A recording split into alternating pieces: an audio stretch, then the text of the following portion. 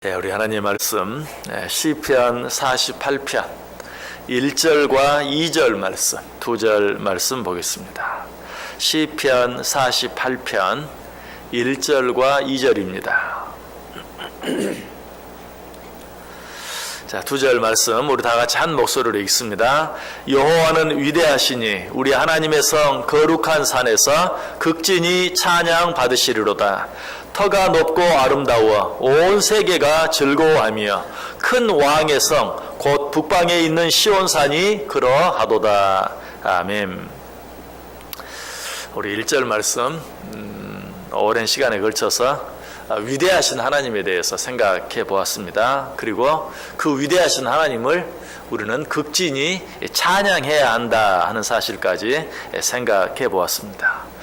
그런데 1절 말씀을 자세히 보면 위대하신 하나님을 극진히 찬양하되 어디에서 찬양하라고 말씀하고 있습니까? 다시 1절 보세요. 여호와는 위대하시니 우리 하나님의 성 거룩한 산에서 극진히 찬양 받으시리로다. 우리 하나님의 성 거룩한 산에서 극진히 하나님을 찬양하라고 말씀하고 있어요.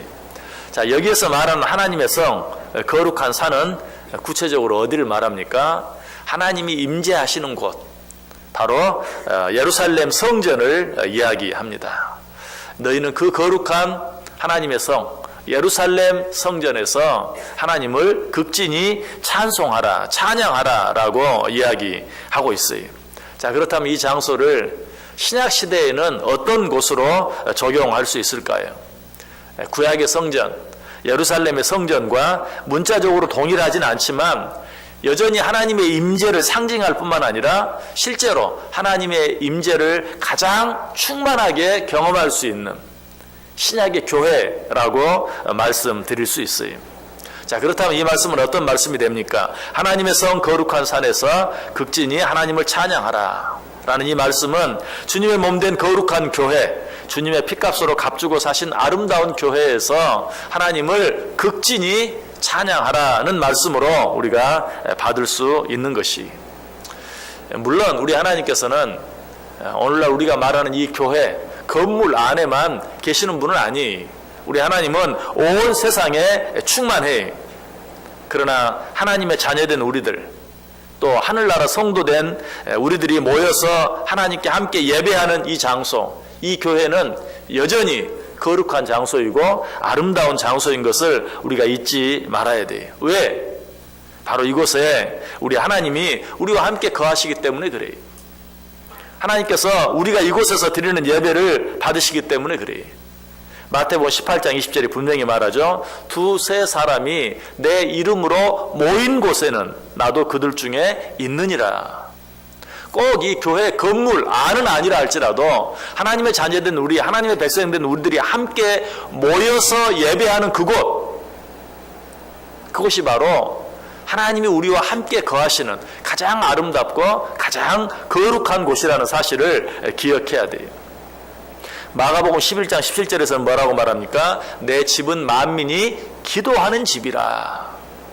다 신약시대에 예수님께서 우리에게 하신 말씀이, 여러분, 우리는 신약의 교회가 구약의 예루살렘 성전과 같지 않다는 사실 때문에 신약의 교회를 너무 평가절하하는, 그저 단순히 하나의 건물로만 생각하는 그런 경향들이 있어요. 그러나 그렇지 않아요. 우리 주님께서는 우리가 함께 모여 예배하는 이곳을 정말 귀하고 아름다운 곳이라고, 우리가 함께 모여 하나님께 찬송하고 기도하는 이곳을 만민이 기도하는 집이라고 우리에게 분명하게 말씀해 주고 있어요. 그럼 우리는 이곳에서, 꼭 이곳에서만 일하는 말씀이 아니라 특별히 이곳에서 우리 하나님을 극진히 찬양하고 특별히 이곳에서 우리 하나님께 예배하기를 힘써야 하는 것이, 그래서 히브리서 기자는 히브리서 10장 24절 25절에 서로 돌아보아 사랑과 선행을 격려하며 모이기를 패하는 어떤 사람들의 습관과 같이 하지 말고 그날이 가까움을 볼수록 더욱 그리하라. 여러분, 이 말씀이 왜 주어졌습니까? 사도 바울은 알았어요. 말세가 되면 사람들이 모이기를 싫어하게 될 것이라는 것, 말세가 되면 사람들이 모일 필요 없다고 말하게 된다는 사실을 알았어요. 그래서 사도 바울은 말세의 징조로 너희들이 모이기를 싫어하고 모이는 일이 아무것도 아닌 것처럼 생각하는 때가 올 것이다. 그러나 그날이 되면 너희는 더욱더 모이기를 힘쓰라. 그날이 가까움을 볼수록, 여기서 말하는 그날이 언제입니까? 말세예요. 말세가 가까움을 볼수록, 그래서 사람들이 모이기를 싫어하고 모이지 않으려고 하고 모일 필요가 없다고 하고, 좀 쉽게 말하면 어디서나 예배드리면 어때? 집에서 편안하게 요즘은 TV만 틀어도 온 교회의 예배를 다 볼 수 있고 말씀을 다 들을 수 있는데 꼭 귀찮게 이렇게 추운 날, 아니 이렇게 이른 새벽에 꼭 모여서 예배할 필요가 있어? 이렇게 말하는 때가 올 것이다. 그러나 그날이 가까움을 볼수록 너희는 더욱더 모이기를 힘쓰라 라고 이야기하고 있어요. 이거 분명 신약시대에 사도 바울이 우리에게 주신 말씀이에요. 사람들이 모이려고 하지 않을 때 너희는 더 모이기를 힘써라. 모여서 예배하고 모여서 찬송하고 모여서 기도하기를 힘쓰라 라고 우리에게 이야기하고 있는 것이, 여러분, 모이지 않으려고 하는 것, 이거 말세에 두드러진 징조 가운데 하나인 것을 우리는 꼭 기억할 수 있어야 돼요. 자, 그리고 오늘 본문 2절에 보면 계속해서 말하죠. 무엇에 대해서 말합니까? 예루살렘 성전의 아름다움에 대해서 말하고 있어요. 2절 보세요. 터가 높고 아름다워 온 세계가 즐거워하며 큰 왕의 성 곧 북방에 있는 시온산이 그러하도다. 자, 이 말씀 역시 예루살렘 성전에 관한 말씀이, 예루살렘 성전 자체가 높은 지대에 있어요. 지금도 예루살렘에 가면 어떻습니까? 예루살렘 성전의 자리가 가장 높은, 우리가 소위 말하는 황금동, 정말 안타깝게도 모슬렘의 성전이 되어버렸죠. 그 높은 꼭대기, 그 아름다운 곳, 그 주변에 어떻습니까?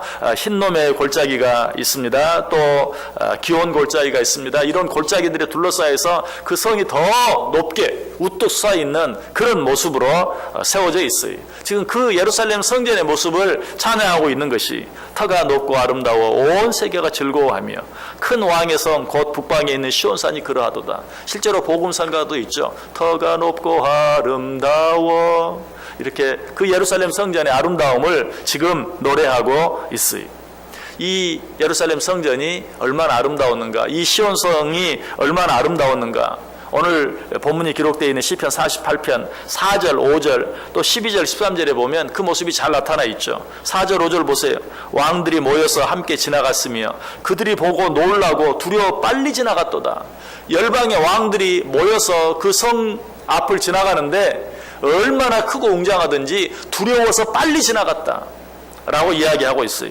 또 12절 13절, 너희는 시온을 돌면서 그곳을 둘러보고 그 망대들을 세워보라. 그의 성벽을 자세히 보고 그의 궁전을 살펴서 후대에 전하라. 얼마나 그 성전의 모습이 웅장했든지 그 성전의 기둥들을 다 세워보고 그 성전을 다 둘러보고 그 웅장하고 아름다움을 후대에 전해라 라고 이야기하고 있는 것을 보게 돼요. 당시 시온산에 세워졌던 예루살렘 성전, 시온성이 얼마나 크고 아름다웠으며 거룩한 모습이었는가 하는 것을 우리에게 잘 가르쳐 줍니다. 그러나 역시 이 말씀도 어때요? 꼭 구약의 예루살렘 성전뿐만 아니라 하나님의 임재와 구원의 역사가 시작되는 그 예루살렘 성전의 어떤 외모, 그 예루살렘 성전의 어떤 규모, 이런 것뿐만이 아니라 그곳에서부터 하나님의 임재가 나타나고 구원의 역사가 시작될 것을 나타내고 있는 말씀이, 구약의 성전의 외모만 말하는 것이 아니라 그 구약 성전의 영적인 의미에 대해서 얼마나 귀하고 아름다우냐, 얼마나 거룩하고 복되냐 하는 것을 이야기하고 있어요. 자, 우리가 잘 아는 말씀 사도행전 1장 8절에 보면 오직 성령이 너희에게 임하시면 너희가 권능을 받고 예루살렘과 온 유대와 사마리아와 땅끝까지 이르러 내 증인이 되리라. 자, 주의 말씀이, 주의 복음이 펼쳐져 나갈 것인데 어디에서부터? 예루살렘에서부터. 예루살렘과 온 유대와 사마리아와 땅끝까지. 먼저 예루살렘 한 곳에서 시작이 돼서 그 다음에는 하나님의 선택한 백성이라고 하는 유다에, 그 다음에는 하나님께서 선택하지 않은 이방인이라고 여겨지는 사마리아까지, 그리고 나서는 어디까지? 온 세계 끝까지. 예루살렘과 온 유대와 사마리아와 땅끝까지. 예루살렘이 어떤 곳이? 하나님의 임재가 시작되는 곳, 복음의 놀라운 역사가 시작되는 곳, 그곳이 얼마나 귀하고 아름다우냐, 여기에서부터 구원의 역사가 온 세계까지 미치지 아니하냐, 그걸 찬송하고 있어요. 여러분, 오늘 신약의 교회도 마찬가지. 신약의 교회도 이곳에서부터 하나님의 임재의 역사가 나타나고 이곳에서 주의 복음이 땅끝까지 증거되어지는, 바로 그러한 곳이 이 세상 다른 그 어떤 곳과도 비교할 수 없는 바로 그런 곳이. 그러므로 우리는 어때? 이 신약의 교회를 귀하게 여길 줄 알아야 돼. 예루살렘 성전과 똑같은 곳은 아니, 똑같은 의미의 장소는 아니, 그럼에도 불구하고 여전히 하나님의 임재를 가장 충만히 경험할 수 있고, 이곳에 성도들이 모여서 함께 하나님 앞에 예배하고 찬송하고 기도하고, 이곳에서부터 우리가 온 세계를 향하여 나아가 주의 복음을 증거하는 바로 그런 하나님의 임재의 상징의 장소요, 또 주의 복음이 시작되는 그런 아름다운 장소인 것을 우리가 기억하면서 이 신약의 교회를 귀하게 여길 수 있어야 돼요. 이 신약의 교회는 예수 그리스도의 터 위에 세워져 있어요. 또 이 신약의 교회는 주님의 피값으로 값주고 사신 교회예요. 사도행전 4장 11절이 말하죠. 이 예수는 너희 건축자들의 버린 돌로서 집 모퉁이의 머릿돌이 되셨느니라. 또 에베소 5장 27절에 보면 자기 앞에 영광스러운 교회로 세우사 티나 주름 잡힌 것이나 이런 것들이 없이 거룩하고 흠이 없게 하려 하심이라. 신약의 교회는 이처럼 아름다운 곳이, 당신의 피값으로 사주신 교회, 당신이 친히 모퉁이들이 되어주신 그런 교회인 것을 우리가 기억하고 교회를 귀하게 생각할 수 있어야 돼. 아름답게 생각할 수 있어야 돼. 이 하나님의 교회를 사랑할 수 있어야 돼. 이곳에 모이기를 힘써야 돼. 이곳에 모여서 우리가 더 극진히 하나님을 찬송해야 돼. 우리가 이곳에 모여서 이 집이 만민이 기도하는 집으로 우리에게 주신 집인 줄 알고 하나님 앞에 기도하기를 애쓸 수 있어야 돼. 우리가 이곳에서 하나님께 예배하기를 힘써야 돼요. 여러분, 교회는 정말 귀하고 아름다운 곳이, 만물이 마지막이 가까울 때, 그래서 사람들이 모이기를 힘쓰지 않고 모이기를 자꾸 패하려고 하고, 뿐만 아니라 하나님 앞에 예배하는 그 일 자체를 소홀히 여기는 그러한 때에 우리는 더욱더 모이기를 힘쓰고 더욱더 주의 몸된 교회를 귀하게 여기면서 우리가 여기서 서로 격려하고 사람과 세상을 격려하고 더 모여서 하나님 앞에 예배하기를 힘쓸 때 우리 하나님이 우리를 통해서 영광을 받으신다. 오늘 1절 2절 말씀 생각하면서 우리가 모여서 예배하는 이 교회가 얼마나 아름다운 것인가, 우리가 이 교회에서 하나님께 예배하는 것을 하나님이 얼마나 기뻐하시는가 라고 생각하고 이 교회를 더 사랑하고 더 귀하게 여기고 더 모이기를 힘쓰므로 말미암아서 우리 하나님께 더 크게 영광을 돌릴 뿐만 아니라 그런 자들과 함께 해주시겠다고 약속하신, 두세 사람이 내 이름으로 모여 있는 곳에 나도 그들 중에 있겠다고 말씀하신 그 하나님의 약속의 은혜, 그 하나님의 임재하심, 그 하나님의 함께 해주시는 은혜를 더 풍성히 경험하고 살아갈 수 있는 저 여러분 될 수 있기를 주님의 이름으로 간절히 축원합니다. 기도하